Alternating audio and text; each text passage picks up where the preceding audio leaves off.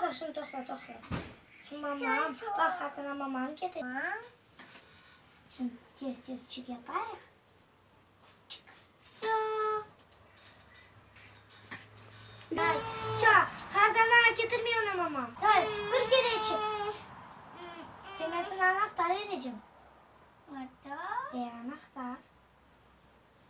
Çiçek ayıklayacaksın, tatakaya. Давай, yapayıq mı çok? Tatakaya ayıklayacağım. Kaka.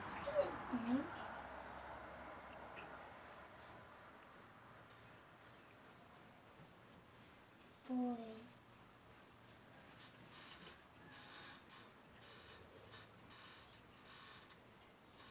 Boyayayım.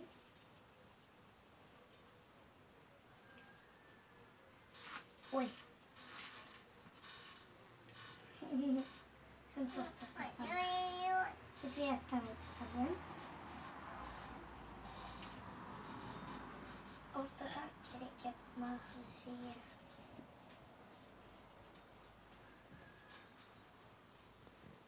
Gitmeye mışıqamayt. Şiiray gitmeye mışıqamayt. Gitmeye. Gel mışıqım yanıma. Gitmeye. Yaxşı.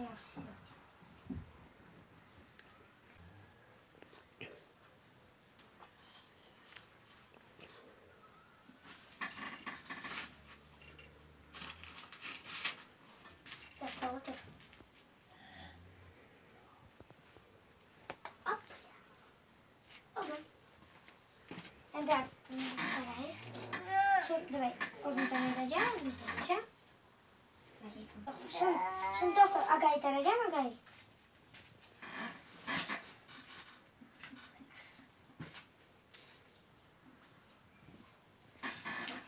Ben seni tarayayım.